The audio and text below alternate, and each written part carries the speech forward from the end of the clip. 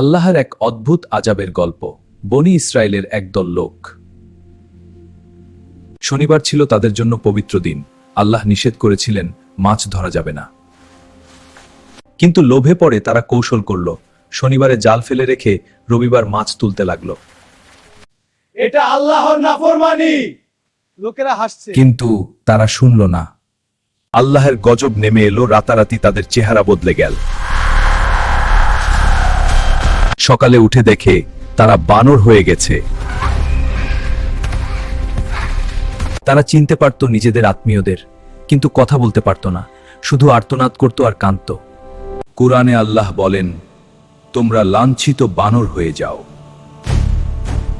মাত্র 3 দিন বেঁচে তারা মারা গেল। আযাবের সাক্ষী হয়ে রইল এই ঘটনা।